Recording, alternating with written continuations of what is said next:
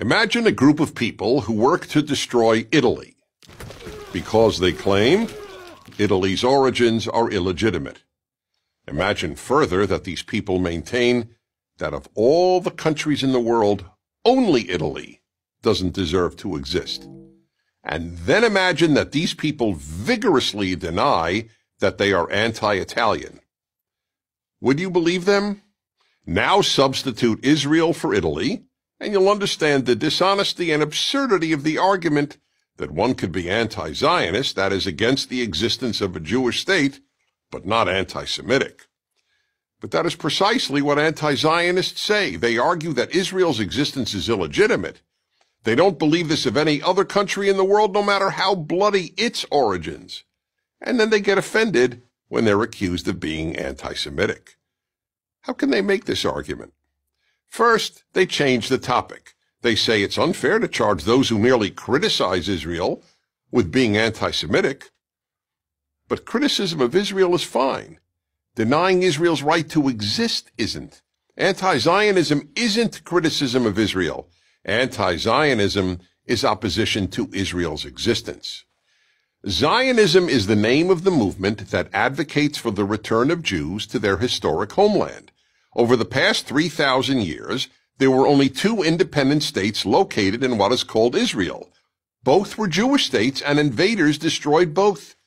No Arab or Muslim or any other country ever existed in that land, which was only named Palestine by the Romans to remove all memory of the Jewish state they destroyed in the year 70.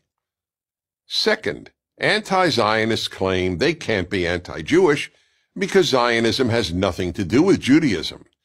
That's equally false. It is the same as saying Italy has nothing to do with being Italian.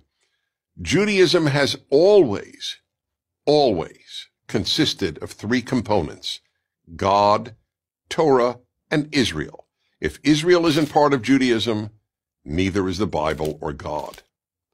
Third, anti-Zionists claim that Judaism is only a religion, therefore Jews are only members of a religion, not a nation. But the Jews are called a nation more than 100 times in the Bible. That is why there can be irreligious, secular, and even atheist Jews, because Jews are not only a religion, they are also a people or a nation. There are no atheist Christians because Christianity is only a religion. Fourth, the anti-Zionists claim that Israel is illegitimate because it is racist. This is the fraudulent charge Israel haters and America haters make against two of the least racist societies in the world. Half of Israel's Jews are not even white, and anyone of any race or ethnicity can become a Jew. Plus, 1 of 5 Israelis isn't a Jew. And these Israeli citizens, mostly Arab Muslims, have the same rights as Jewish Israelis. As for Israel's control of the West Bank, that has nothing to do with race. Israel doesn't control the West Bank because Palestinians are of another race, but because Palestinians and their Arab allies tried to destroy Israel in 1967, and they lost the war. Palestinians have rejected offers to found their own state on 5 separate occasions since 1947. That's the only reason they don't have a state. And why have they always rejected building a Palestinian state? Because they have always been more interested in destroying the Jewish state. Finally, the anti-Zionists claim that Israel's origins are illegitimate. Of all the world's 200-plus countries, the only country anti-Zionists declare illegitimate is also the only Jewish one. That's pretty much all you need to know about their motives. Why, for example, don't they make this claim about Pakistan? In 1947, 9 months before the establishment of Israel, India was partitioned into a Muslim state, Pakistan, and a Hindu state, India. Unlike Israel, Pakistan had never existed before. Unlike Israel's founding, which created about 700,000 Jewish refugees from Arab lands and about 700,000 Arab refugees from what became Israel, the founding of Pakistan created about 7 million Muslim refugees from India and about 7 million Hindu refugees from Pakistan.